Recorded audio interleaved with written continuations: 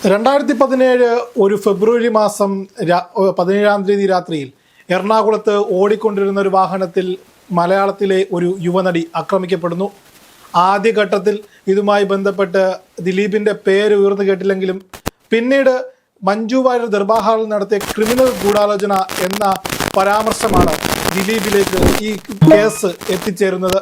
അതിനുശേഷം ഇതുമായി ബന്ധപ്പെട്ട് പൾസർ സുനി, ആ കേസിൽ ഒന്നാം പ്രതിയായിട്ടുള്ള പൾസർ സുനി ഇതുമായി ബന്ധപ്പെട്ട് കൂട്ടുകാരൻ്റെ പേരിൽ ജയിലിൽ നിന്ന് എഴുതിയ കത്താണ് ദിലീപിൻ്റെ അതിബുദ്ധി കാരണം കേസിലേക്ക് എത്തിക്കുന്നത്. നീണ്ട് 8 വർഷത്തെ പോരാട്ടം.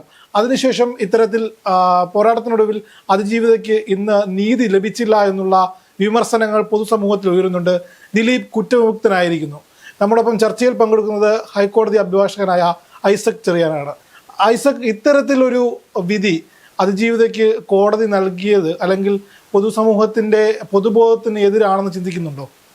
ഇതിൽ കോടതി വിധി എന്ന് പറയുന്നതിനേക്കാൾ ഉപരി എനിക്ക് 1-2 കാര്യങ്ങളാണ് ആദ്യമായിട്ട് ചൂണ്ടി പറയാനുള്ളത്. ഒന്ന്, ഇതിൽ എത്രത്തോളം കേസ് തെളിയിക്കുന്നതിൽ പ്രോസിക്യൂഷൻ വിജയിച്ചു എന്നുള്ളതാണ് ആദ്യത്തെ ചോദ്യം. 120B എന്ന് പറയുന്ന കോൺസ്പിറസി തെളിയിക്കുന്ന ഒരു ചാർജ് ദിലീപിനെതിരെ പോലീസ് ചാർജ് ഷീറ്റ് ഫയൽ ചെയ്യുന്ന സമയത്ത് അവർ ശ്രദ്ധിക്കേണ്ട ഒരു അടിസ്ഥാനപരമായിട്ടുള്ള കാര്യം പോലും ശ്രദ്ധിച്ചില്ല എന്നുള്ളതിന് ഏറ്റവും വലിയ തെളിവാണ് ഇപ്പൊ വന്നിരിക്കുന്ന വിധി.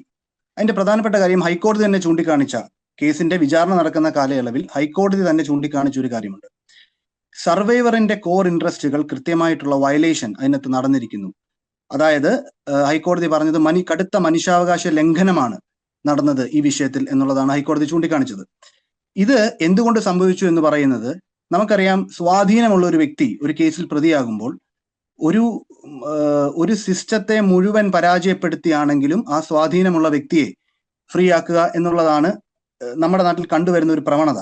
അതിന്റെ ഏറ്റവും അവസാനത്തെ ഉദാഹരണമാണ് ദിലീപ് കേസ്. ഞാൻ ഓർമ്മിക്കുന്നു ഈ ദിലീപിന്റെ കേസ് നടന്ന സമയത്ത്, ദിലീപിനെ എതിരെ പോലീസ് ചാർജ് ഷീറ്റ് ഫയൽ ചെയ്യുന്ന സമയത്ത് തന്നെ നമ്മുടെ സുഹൃത്തുക്കളോട് പറഞ്ഞ ഒരു കാര്യം, അതായത് ഈ 120B എന്ന് പറയുന്ന ഒരു കോൺസ്പിറസി ചാർജ് തെളിയിക്കുക എന്ന് പറയുന്നത് ഒരു ഹിമാലയൻ ടാസ്ക് ആണ് പ്രോസിക്യൂഷന് മുമ്പിൽ. പക്ഷെ ശ്രദ്ധിക്കൂ, പ്രോസിക്യൂഷൻ ഏതെങ്കിലും ഘട്ടത്തിൽ ഇതൊരു ഹിമാലയൻ ടാസ്ക് ആണെന്ന് മനസ്സിലാക്കിയോ എന്നുള്ളതാണ് ചോദ്യം. ഒരു ഘട്ടത്തിൽ പോലും മനസ്സിലാക്കിയില്ല. പ്രധാനപ്പെട്ട തെളിവ് എന്ന് പറയുന്ന മെമ്മറി കാർഡ്, ആ മെമ്മറി കാർഡ് കൃത്യമായി സൂക്ഷിക്കാൻ പോലും പ്രോസിക്യൂഷന് കഴിഞ്ഞില്ല എന്നതാണ് നമ്മളെ ഞെട്ടിച്ചത്. ആദ്യമായി നമ്മൾ എപ്പോഴും നമുക്കറിയാവുന്നതുപോലെ ഒരു ചാർജ് ഷീറ്റ് ഫയൽ ചെയ്യുന്ന സമയത്ത് പോലീസിന് ഇതിൽ എന്തൊക്കെ ചെയ്യാൻ പറ്റും എന്നുള്ളതാണ്. നമ്മുടെ നാട്ടിലെ ആഭ്യന്തര വകുപ്പ് അല്ലെങ്കിൽ ആഭ്യന്തര വകുപ്പിന് നേതൃത്വം കൊടുക്കുന്ന രാഷ്ട്രീയ സംവിധാനം ഇത്രയും കേരളത്തിന്റെ ഒരു പ്രസിദ്ധമായ വളരെ വളരെ ഒരു സാധാരണ കുട്ടിക്ക് പോലും ഇത്രയധികം നീതി നിഷേധിക്കപ്പെടുന്ന ഒരു സംഭവം നമ്മുടെ നാട്ടിൽ ഉണ്ടാകുമ്പോൾ എത്രയധികം ശ്രദ്ധ ചെലുത്തേണ്ടിയിരുന്നു. നമുക്കറിയാം, നമ്മൾ പലപ്പോഴും പറയുന്നത് ഈ പറയുന്ന ഡൽഹി ഗാങ് റേപ്പ്, ഈ നിർഭയ കേസൊക്കെ പറയുന്നത് പോലെ തന്നെ നടന്ന സമാനമായിട്ടുള്ള ഒരു കേസാണിത്. അത്രയധികം ചർച്ച ചെയ്യപ്പെട്ട ഒരു കേസാണ്. അപ്പൊ നമ്മുടെ നാട്ടിലെ ഏറ്റവും സാധാരണക്കാരിയായ ഒരു കുട്ടിക്ക് നേരെയോ അല്ലെങ്കിൽ ഒരു സർവൈവറിന് നേരെയോ ഇത്തരം ഒരു സംഭവം ഉണ്ടായാൽ പോലും ആഭ്യന്തര വകുപ്പ് എടുക്കേണ്ട കോഷൻ എത്രയാണ്, ശ്രദ്ധ എത്രയാണെന്ന് നമുക്കറിയാം. പക്ഷെ ഇത്രയും ഒരു ഹൈ പ്രൊഫൈൽ കേസ് ആയിരുന്നിട്ട് പോലും നമ്മുടെ നാട്ടിലെ പോലീസ് കേസ് എടുക്കുന്നതിൽ അല്ലെങ്കിൽ തൽക്കാലം ഈ പറയുന്ന നമ്മുടെ പൗരപ്രമുഖരുടെ കണ്ണിൽ പൊടിയിടുന്നതിനപ്പുറം കേസ് നടത്തുന്നതിൽ, ചാർജ് ഷീറ്റ് ഫയൽ ചെയ്യുന്നതിൽ, 120B തെളിയിക്കുന്ന തരത്തിലുള്ള എവിഡൻസ് കൊടുത്തതിൽ, അല്ലെങ്കിൽ ഈ പറയുന്ന ഫിസിക്കൽ എവിഡൻസ് കോടതിയിൽ നൽകിയത് സൂക്ഷിക്കുന്നതിൽ അവർ കാണിച്ച വീഴ്ച, അതിലുപരി നമുക്കറിയാം ദിലീപിന്റെ സ്വാധീനം വെച്ചിട്ട് ദിലീപ് പല പ്രാവശ്യം സുപ്രീം കോടതി വരെ പോയി ഈ കേസ് താമസിപ്പിച്ചതിൽ, ഇതിലൊക്കെ നമ്മുടെ ആഭ്യന്തര വകുപ്പിന് ഒരു കാരണവശാലും അവർക്ക് ഇടപെടാവുന്ന ഒരു ഘട്ടത്തിൽ പോലും ഇടപെട്ടിട്ടില്ലെന്ന് മാത്രമല്ല, പ്രോസിക്യൂട്ടേഴ്സിന്റെ അടക്കം ട്രാൻസ്ഫറുകളെ വളരെ നിസ്സാരമായിട്ട് കൈകാര്യം ചെയ്തു എന്നാണ് എനിക്ക് പറയാനുള്ളത്. ഇതിൽ ആഭ്യന്തര വകുപ്പിനെ ഞാൻ കുറ്റം പറയാനുള്ള കാര്യം വേറൊന്നും കൊണ്ടല്ല. നമുക്കറിയാം, ഒരു സാധാരണ മനുഷ്യൻ ഒരു ഉത്സവ പറമ്പിൽ ഒരു അടിയുണ്ടാക്കിയാൽ അല്ലെങ്കിൽ സിനിമ കഴിഞ്ഞ് വൈകിട്ട് റോഡിൽ കൂടെ നടന്നു പോയാൽ നമ്മുടെ നാട്ടിലെ സംവിധാനം എങ്ങനെയാണ് അവനെ ട്രീറ്റ് ചെയ്യുന്നത്? അപ്പം ഇത്രയും സ്വജനപക്ഷപാതവും അഴിമതി നിറഞ്ഞ പോലീസുകാർക്ക് അത് മാത്രമേ പറ്റുള്ളൂ, അല്ലെ ഈ സംവിധാനത്തിന്, ആഭ്യന്തര വകുപ്പിന് അത് മാത്രമേ പറ്റുള്ളൂ. ഇത്തരം കേസുകൾ വരുമ്പോൾ ഞങ്ങൾ എല്ലാ സിസ്റ്റത്തിന്റെ ഫ്ലോസും പറഞ്ഞ് ഇവരെ രക്ഷപ്പെടുത്താനുള്ള ചൂട്ടുപിടിക്കും എന്നുള്ളതിന്റെ ഏറ്റവും വലിയ തെളിവാണ് ഈ കേസ്. ഇപ്പം ഇത് കോടതി എന്താണ് ചെയ്യുന്നത്? നമ്മൾ ആലോചിക്കേണ്ടത്, കോടതി എന്ന് പറയുന്നത് നൽകപ്പെട്ട തെളിവുകളാൽ തീർപ്പ് കൽപ്പിക്കുന്നു എന്നതാണ്. ആ തെളിവുകളിൽ സംശയം നമുക്ക് ഉന്നയിക്കാം, ആ തെളിവ് ശരിയല്ല എന്ന് പറയാം. പക്ഷെ നൽകപ്പെട്ട എവിഡൻസുകൾ വെച്ചിട്ടാണ് കോടതി ഒരു വിധി പറയുന്നത്. ഈ കേസിലും അത് തന്നെയാണ് ഉണ്ടായത്. പക്ഷെ ആ ഫയൽ ചെയ്ത ചാർജ് ഷീറ്റുകൾ, ആ എവിഡൻസുകൾ കൊടുത്തപ്പോൾ അതിനെ ടാമ്പർ ചെയ്യാതിരിക്കാനുള്ള ഒരു കോഷൻ, ഇതൊക്കെ നമ്മുടെ പ്രോസിക്യൂഷൻ എടുത്തോ? ഇതൊക്കെ നമ്മുടെ പ്രോസിക്യൂഷൻ എത്ര കൃത്യമായി ചെയ്തു എന്നതാണ് ആലോചിക്കേണ്ടത്. ഇതിൽ നമ്മുടെ ഈ സിസ്റ്റം, ഈ എൻഫോഴ്സ്മെന്റ് മെക്കാനിസം, ഇവരൊന്നും ഒരു കോഷനും വരുത്തിയില്ല എന്നുള്ളതാണ്. അതിന്റെ ഏറ്റവും നാണം കെട്ട ഉദാഹരണമാണിത്. എന്റെ അഭിപ്രായത്തിൽ നമുക്ക് സ്വാധീനമുണ്ടോ, പണമുണ്ടോ, ഈ സിസ്റ്റം നിങ്ങളുടെ കൂടെ നിൽക്കും. അതിജീവിതയെ ചതിച്ചത് ഇവിടുത്തെ ആഭ്യന്തര വകുപ്പും ഈ കേസ് അന്വേഷിച്ച അന്വേഷണ സംഘവുമാണെന്നാണോ വാദിക്കാൻ ശ്രമിക്കുന്നത്? 100% ഇതിന്റെ പറയുന്നതിന്റെ എല്ലാ ഉത്തരവാദിത്വം ഏറ്റെടുത്ത് ഞാൻ പറയുന്നു, ഇത് ഇവിടുത്തെ ആഭ്യന്തര വകുപ്പിന്റെ പരാജയമാണ്. ആഭ്യന്തര വകുപ്പിന്റെ പരാജയമാണ്. അതാണ് ഇന്ന് നടന്നത്. കാര്യം, ദിലീപിനെ അറസ്റ്റ് ചെയ്ത സമയത്ത് ഇവിടുത്തെ ആഭ്യന്തര വകുപ്പ് അല്ലെങ്കിൽ നമ്മുടെ ഇവിടുത്തെ രാഷ്ട്രീയ നേതൃത്വം ഒക്കെ പറഞ്ഞു, ഇത് ഞങ്ങളുടെ ഒരു നേട്ടമാണ്, ഞങ്ങൾ ഇല്ലായിരുന്നെങ്കിൽ ദിലീപിനെ അറസ്റ്റ് ചെയ്തില്ലായിരുന്നു. പക്ഷെ ആ അറസ്റ്റിന് ശേഷം അവർ ആ ഒരു കോഷൻ ഇതിനകത്ത് കാണിച്ചോ, ആ ഒരു ശ്രദ്ധ ഇതിനകത്ത് കാണിച്ചോ എന്നുള്ളതാണ്. ഒന്നും കാണിച്ചില്ല എന്നുള്ളതാണ്. ഒരു തരത്തിൽ ഞാൻ എണ്ണി പറയാം ഉദാഹരണങ്ങൾ. ഒന്ന്, ഈ പറയുന്ന 2-3 കാര്യങ്ങളുണ്ട്. ഒന്ന്, ഈ കേസിൽ ദിലീപിനെ ഏറ്റവും കൂടുതൽ ബുദ്ധിമുട്ടാകാൻ സാധ്യത ഉണ്ടായിരുന്ന മൊഴികൾ എന്ന് പറയുന്നത് അമ്മയിലെ ചില അംഗങ്ങളുടെ, സിനിമയിൽ തന്നെ സിനിമ ഫ്രട്ടേണിറ്റി 28 പേരുടെ മൊഴികൾ മാറ്റി. 28 പേരുടെ മൊഴികൾ, 28 പേർ, അതായത് ദിലീപിനോട് ചേർന്ന് നിൽക്കുന്ന ഇപ്പോൾ ബാമ, സിദ്ദിഖ്, ബിന്ദു പണിക്കർ തുടങ്ങി ഐസക് സൂചിപ്പിച്ച പോലെ അമ്മയുടെയും അല്ലെങ്കിൽ ദിലീപുമായി ബന്ധപ്പെട്ടിരിക്കുന്ന സുഹൃത്തുക്കളുടെയും അല്ലെങ്കിൽ ബന്ധുക്കളുടെ എല്ലാം പറയുന്ന തന്നെ 28 പേരുടെ മൊഴികൾ പോലീസിന് കൊടുത്തതിൽ നിന്ന് വിചാരണയിലേക്ക് എത്തിയപ്പോൾ അത് മാറ്റി പറയുന്ന ഒരു സാഹചര്യം ഉണ്ടായി. അതെ, അത് തന്നെ പറയുന്നത്.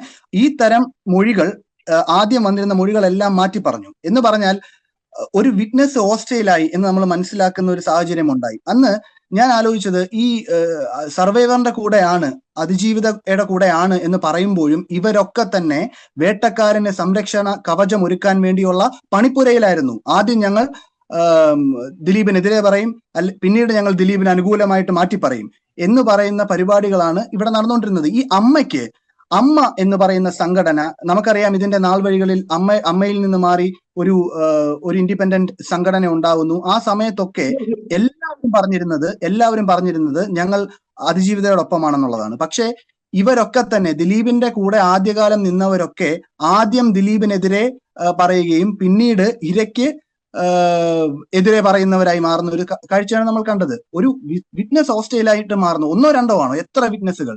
ഏകദേശം ഒരു പകുതിയോളം അല്ലെങ്കിൽ ഒരു 1/3 വിറ്റ്നസ്സുകൾ മൊഴി മാറ്റി പറഞ്ഞ സാഹചര്യം കേരളത്തിൽ നിന്നു. ഇപ്പൊ ഇവരുടെയൊക്കെ വിശ്വാസ്യത നമുക്കറിയാം. ഈ സിനിമക്കാരെ നമ്മൾ എത്ര കാര്യമായിട്ടാണ് നമ്മുടെ നാട്ടിൽ കരുതുന്നത്. ഒരു അമ്പലത്തിന്റെ കൊടിമരം ഉത്സവം തൊട്ട് ഏറ്റവും വലിയ കാര്യങ്ങൾ വരെ സിനിമാക്കാരുടെ പങ്കാളിത്തം നമ്മുടെ നാട്ടിൽ ചർച്ചയാവുന്ന ഒരു കാര്യമാണ്. പക്ഷെ ഇത്രയധികം ക്രെഡിബിലിറ്റി ഇല്ലാത്ത, കൂടെ നിൽക്കുന്നവർക്ക് ഇത്രയും അധികം ദുരനുഭവം നേരിട്ടിട്ട് നമുക്കൊരു ട്രസ്റ്റഡ് പാർട്ട്ണർ അല്ലാത്ത ആൾക്കാരെയാണ് നമ്മൾ കണ്ടത്, ഈ അമ്മ സംഘടനയിൽ മുഴുവൻ കണ്ടത്. അപ്പം ഇതെനിക്ക് പറയാനുള്ളത് വേറൊന്നുമല്ല, ഇവർ ഈ മൊഴി മാറ്റിയത് ശരിക്കും പറഞ്ഞാൽ നമുക്കറിയാം. നമ്മുടെ കന്യാസ്ത്രീക്കെതിരെ നടന്ന കേസ്, സിസ്റ്റർ അഭയ കേസിൽ ഒരു കള്ളൻ കോടികൾ വാഗ്ദാനം ചെയ്തിട്ടും അവന്റെ മൊഴിയിൽ ഉറച്ചു നിന്നു എന്നുള്ളതാണ്. അവസാനം വരെ അവനെ വളരെ മോശക്കാരനാക്കാൻ വേണ്ടി പ്രോസിക്യൂഷൻ വളരെ പണിപ്പെട്ട് ശ്രമങ്ങൾ നടത്തി. പക്ഷെ അവസാനം നമുക്ക് മനസ്സിലായത് ആ കള്ളൻ അനുകൂലമായിട്ട് മൊഴി പറഞ്ഞു, സത്യസന്ധമായി മൊഴി പറഞ്ഞു എന്നുള്ളതാണ്. ഇവിടെ നടന്നത് എന്താണ്? ഇത്രയും പണവും പ്രശസ്തിയും അല്ലെങ്കിൽ ഞങ്ങൾ കൃത്യമായിട്ട് സർവൈവറിന്റെ കൂടെയാണ് എന്ന് പറഞ്ഞവർ തന്നെ അവസാനം പുറകിൽ നിന്ന് കുത്തിയ കാഴ്ചയാണ് കണ്ടത്. അപ്പോൾ ഇവരെ എന്തിന് വിശ്വസിക്കണം? അല്ലെങ്കിൽ ഈ പറയുന്ന നമ്മൾ വളരെ കാര്യമായി നോക്കുന്ന ചില മുഖങ്ങളുണ്ട്. ഈ മുഖങ്ങളൊക്കെ കള്ളത്തരത്തിന്റെയും വഞ്ചനയുടെയും പുറകിൽ നിന്ന് കുത്തുന്നതിന്റെയും മുഖങ്ങളായിട്ട് മാറുന്നതാണ് നമ്മൾ കാണുന്ന കാഴ്ച. ഈ പറയുന്ന അതിനോടൊപ്പം മറ്റൊരു കാര്യം സൂചിപ്പിക്കാനുള്ളത്, അതായത് ഇപ്പോൾ ഈ ഉപരിക്കോടതികളിലേക്ക് പോകുമ്പോൾ ഇപ്പോൾ വന്നിരിക്കുന്ന വിധി ഒരു അന്തിമമല്ലല്ലോ. ഉപരിക്കോടതികളിലേക്ക് പോകുമ്പോൾ ഈ അതിജീവിതവുമായി ബന്ധപ്പെട്ട് നീതി പുലരും. ഇപ്പോൾ സന്ധ്യ ഉൾപ്പെടെയുള്ളവർ പറയുന്നുണ്ട് അപ്പീൽ പോകുമെന്നുള്ളത്. അപ്പോൾ ഇതിനപ്പുറം എന്ത് തെളിവുകളായിരിക്കും അവിടെ നിരത്താൻ കഴിയുക? ഇതിനപ്പുറം എന്ത് സാഹചര്യം ഒരുക്കാൻ കഴിയും അവിടെ? ഇപ്പോൾ സുപ്രീം കോടതിയിലൊക്കെ പോവുകയാണെങ്കിൽ അവിടെ ഒരു വിജയം കൈവരിക്കാൻ അല്ലെങ്കിൽ നീതി പുലരും ഇത്തരത്തിൽ അതിജീവിക്കുന്ന കരുതാൻ കഴിയുമോ ഈ സിസ്റ്റം ഇങ്ങനെ നിൽക്കുമ്പോൾ? ഇതിനകത്ത് കേസ് റീഓപ്പൺ ചെയ്ത് റീഇൻവെസ്റ്റിഗേറ്റ് ചെയ്യുക. ഒന്നാമത്തെ കാര്യം, ഒരു വിചാരണ ഇത്രയും നാൾ നീണ്ടു നിന്നു. അപ്പൊ തന്നെ ഇതിനകത്ത് ഒരു കൊഹറൻസ് അല്ലെങ്കിൽ ഒരു കണ്ടിന്യൂവേഷൻ ഇതൊക്കെ ഇതിൽ നിന്ന് നഷ്ടപ്പെട്ടിരിക്കുന്നു. അത് പ്രധാനപ്പെട്ട ഒരു കാര്യമാണ്. ഒന്നത് വിചാരണയുടെ കേസ് പറയുകയാണെങ്കിൽ, രണ്ട് ഇൻവെസ്റ്റിഗേഷന്റെ കേസ്. ഈ കേസ് റീഓപ്പൺ ചെയ്ത് അന്വേഷിക്കുക എന്ന് പറയുന്നത് പ്രയാസമാണ്. പിന്നെ ചെയ്യാൻ പറ്റുന്നത് പുതിയ തെളിവുകൾ ആഡ് ചെയ്യാം എന്നുള്ളതാണ്. അത് എത്രത്തോളം ഇത്രയും നാളുകൾക്ക് ശേഷം അത് വിജയിക്കുമെന്നുള്ളത് നമുക്ക് എല്ലാവർക്കും അറിയാം. അത് അത്ര എളുപ്പമല്ല. അല്ലെങ്കിൽ അത്രയധികം അത്ഭുതം നടക്കണം, ആക്ട് ഓഫ് ഗോഡ് എന്നൊക്കെ പറയുന്ന പോലെ എന്തെങ്കിലും നടക്കണം. പ്രശ്നം ആരാണ് ദിലീപിനെ രക്ഷിച്ചത് എന്നുള്ളതാണ്. ഞാൻ പറയുന്നത് രാമൻ പിള്ള അല്ല. നമുക്കൊരു തെറ്റായ ധാരണയാണ്. രക്ഷിച്ചത് ഇവിടുത്തെ സിസ്റ്റമാണ്, ഇവിടുത്തെ ആഭ്യന്തര വകുപ്പാണ്. എന്റെ അഭിപ്രായത്തിൽ പോലീസുകാർ ചെയ്യേണ്ടത്, ഞാൻ നേരത്തെ പറഞ്ഞതുപോലെ ഉത്സവ പറമ്പിൽ ഇരിക്കുന്നവന്റെ ചന്തിക്കടിക്കുകയോ അല്ലെങ്കിൽ കല്ലെങ്കിൽ സിഗരറ്റ് വലിച്ചുകൊണ്ട് നിൽക്കുന്നവന്റെ കോളറിന് കുത്തിപ്പിടിക്കുകയോ ഇങ്ങനെയൊക്കെ ചെയ്യുന്ന പരിപാടിക്ക് മാത്രം ചെയ്യുന്ന ഒരു പോലീസായിട്ട് നമ്മൾ ഇതിനെ കാണണം, ഈ സിസ്റ്റത്തെ കാണണം എന്ന് തന്നെയാണ് കാര്യം. ഒരു പോയിന്റിലും ഒരു ഹൈക്കോർട്ട് ഒരു ഒബ്സർവേഷൻ എന്ന് പറയുന്നത് കടുത്ത മനുഷ്യാവകാശ ലംഘനം സർവൈവറിനെതിരെ നടന്നു. ഞാൻ അത് വീണ്ടും ഊന്നി പറയുകയാണ്. എന്നിട്ട് പോലും ഇവിടുത്തെ സിസ്റ്റം അതിനകത്ത് കൃത്യമായിട്ടുള്ള ശ്രദ്ധ ചെലുത്തിയില്ല എന്ന് പറയുമ്പോൾ നമ്മൾ ഭയക്കേണ്ടിയിരിക്കുന്നു പുതിയ തലമുറ ഇവിടെ എങ്ങനെ ജീവിക്കും എന്നുള്ളത്.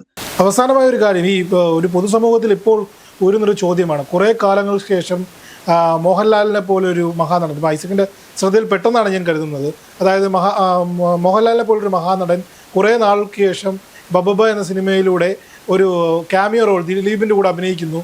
അത് ഡിസംബർ മാസം 8-ാം തീയതി റിലീസ് ചെയ്യുന്നു. 8-ാം തീയതി തന്നെ ഇതിൻ്റെ വിധി വരുന്നു. അപ്പോൾ പൊതുജനം ഇതെല്ലാം പണത്തിൻ്റെയും പവറിൻ്റെയും മുകളിൽ ഈ നിയമത്തിനെ വിലക്കെടുക്കുക എന്ന് പറഞ്ഞാൽ അത് കണ്ടംപ്റ്റ് ഓഫ് കോർട്ട് ആവും. അല്ലെങ്കിൽ അത്തരത്തിലുള്ള അജണ്ട സിറ്റിംഗ് ഉണ്ട് എന്ന് പറഞ്ഞാൽ അത് ശരിവെക്കുന്ന തരത്തിലുള്ള ആരോപണങ്ങളായിരിക്കില്ലേ? അല്ല, അതിനകത്തൊരു അജണ്ട ഉണ്ടോ എന്ന് ചോദിച്ചാൽ തീർച്ചയായിട്ടും ഈ അമ്മയുടെ ഭാഗത്തു നിന്നും നമുക്ക് ന്യായമായിട്ട് മനസ്സിലാക്കാൻ പറ്റുന്നത്, അമ്മയുടെ ഭാഗത്തു നിന്നും ഇവരുടെ ഫ്രട്ടേണിറ്റിയുടെ ഭാഗത്തു നിന്നും സിനിമ ആസ് എ യൂണിറ്റ് ദിലീപിനെ രക്ഷിക്കണം എന്നുള്ളത് അവരുടെ ഒരു അൺറിട്ടൺ പോളിസി ആയിരുന്നു.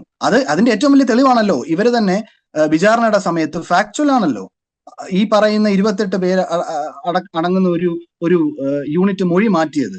അപ്പം ആദ്യം ഞങ്ങൾ ദിലീപ് ഈ കുട്ടിയെ ത്രട്ടൺ ചെയ്യുന്ന കണ്ടിട്ടുണ്ട് എന്ന് പറഞ്ഞവർ കോടതിയിൽ വന്നപ്പോൾ മീഡിയാസിന്റെ മുമ്പിൽ ഇത് ഞാൻ പറയുമെന്ന് പറഞ്ഞ് കോടതിയിൽ വന്നപ്പോൾ നേരെ തിരിച്ചു പറയുകയും മൊഴി മാറ്റുകയും അത് കഴിഞ്ഞിട്ട് വീട്ടിൽ പോയി ലോകത്തെ ഏറ്റവും വലുത് സമാധാനമാണ്, ഞാനും എന്റെ കുടുംബമാണ് എന്നുള്ള രീതിയിൽ സ്റ്റാറ്റസ് ഇടുന്നവർക്ക് എന്ത് ധാർമ്മികതയാണ്? സിനിമാക്കാരുടെ സാമൂഹിക ധാർമ്മികതയെ പറ്റി സത്യം പറഞ്ഞാൽ ഇനി മലയാളികൾ അത്രയധികം ആശങ്കപ്പെടേണ്ട ഈ വിധിയോടുകൂടി. ഇത്രയധികം സ്വന്തം കാര്യം നോക്കുന്ന സ്വാർത്ഥരായിട്ടുള്ള, പണത്തിനും പ്രശസ്തിയും മാത്രം എല്ലാത്തിനും ഒരു ബൗണ്ടറി വെക്കുന്ന, ഒട്ടും ക്രെഡിബിൾ അല്ലാത്ത, ട്രസ്റ്റ് വർത്തി അല്ലാത്ത ആൾക്കാരെ ഞാൻ വേറെ ഈ പറയുന്ന രാഷ്ട്രീയക്കാർ പോലും കണ്ടിട്ടില്ല. രാഷ്ട്രീയക്കാർ ഇതിൽ എത്രയോ ഭേദമാണ് എന്നാണ് ഞാൻ ആലോചിക്കുന്നത്. ഇപ്പൊ രാഹുൽ മാങ്കൂട്ടത്തിന്റെ വിഷയമൊക്കെ കണ്ടപ്പോൾ അവരെടുത്ത നിലപാടുകൾ, രാഷ്ട്രീയക്കാരെടുക്കുന്ന നിലപാടുകൾ എത്രയോ മനോഹരമാണെന്നാണ് ഞാൻ ആലോചിക്കുന്നത്. ഇവര് കൂടെയുള്ള കുട്ടികളുടെ അടുത്ത് എന്ത് നിലപാടെടുത്തു എന്നുള്ളതാണ് പ്രശ്നം. ഇതിനകത്തൊരു അജണ്ട ഉണ്ടായിരുന്നു, ദിലീപിനെ അവസാനം രക്ഷിച്ചെടുക്കുക എന്നുള്ളത് ഈ പറയുന്ന ആൾക്കാരുടെ സ്ഥാപിത താല്പര്യം സംരക്ഷിക്കുന്നതിന്റെ ഭാഗമായിട്ടുള്ള അജണ്ട തന്നെയായിരുന്നു. അതിൽ യാതൊരു തർക്കവും വരേണ്ടതില്ല. മറ്റു കാര്യങ്ങളിലേക്ക് നമുക്കതിന് പറയാനുള്ള ഫാക്റ്റുകളൊന്നുമില്ല. തീർച്ചയായിട്ടും ചർച്ചയിൽ പങ്കെടുത്തതിന് വളരെയധികം നന്ദി ഐസക്. ഇനി വരും ദിവസങ്ങളിൽ ഇതുമായി ബന്ധപ്പെട്ട അപ്ഡേറ്റുകൾ വീണ്ടും ചർച്ചകൾ നമുക്ക് തുടരാം. വളരെയധികം നന്ദി.